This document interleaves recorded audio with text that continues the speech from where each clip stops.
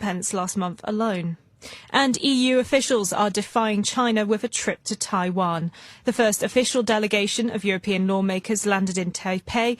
Beijing had warned that the bloc's support for the democratically ruled island would have dire consequences. The group is set to meet top leaders, including President Xi Jinping, during the visit. Global news 24 hours a day on air and on Bloomberg Quick Take, powered by more than 2,700 journalists and analysts in more than 120 countries. I'm Hannah George. This is Bloomberg Caroline. Thank you so much, Hannah, with the latest in the world news, including the results out of those elections, state and city elections in the United States coming in this morning. Right, Joe Wilson has the latest.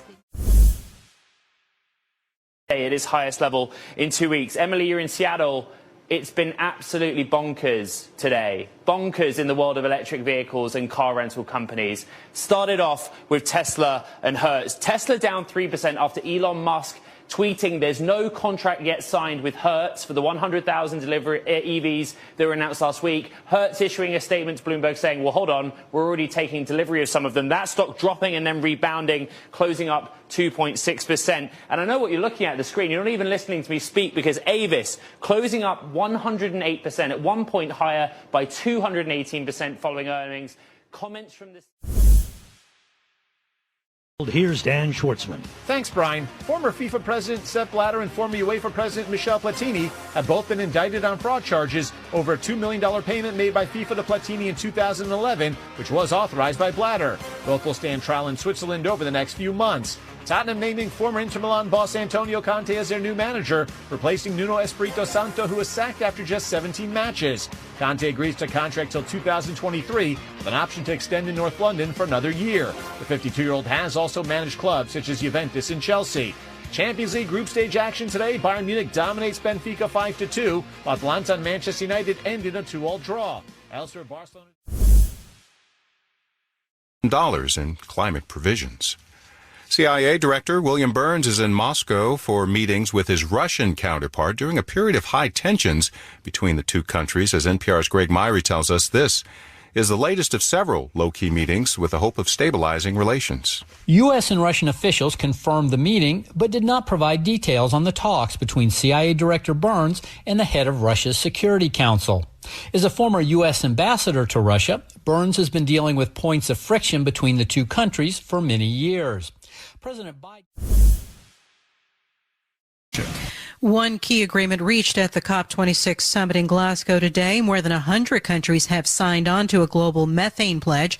NPR's Jeff Brady has more. The U.S. and the European Union are leading the global methane pledge campaign. The goal is to collectively reduce global methane emissions by at least 30% by 2030. President Biden said limiting methane now will have a big effect. As already been stated, it's one of the most potent greenhouse gases there is. It amounts to about half the warming we're experiencing today, just the methane exposure. The White House says meeting the pledge goal could reduce global warming by about 1/3 of a degree. Methane leaks from oil and gas operations, landfills. Crisis. Today I spoke with leaders of forested nations, island nations, developing countries. My message to them was the United States is going to be their partner as we meet this climate crisis. And I want to thank the United Kingdom and Prime Minister Johnson for hosting the world at a critical moment, as well as I met with Prince Charles, who's put together a very significant operation over the last 6-7 years of trying to bring in the private sector to work on a number of these issues. Glasgow must be the start, as you're tired of hearing me say it, but a decisive decade of action so we can. Listening to the news on Africa Business Radio. China and Russia are pushing the United Nations Security Council to ease sanctions on North Korea by reviving a 2019 attempt to remove a ban on Pyongyang's exports of statues, seafood and textiles, and expanding it to include lifting a refined petroleum import cap. China and Russia want the 15-member council to remove those sanctions with the intent of enhancing the livelihood of the civilian population in the isolated Asian state.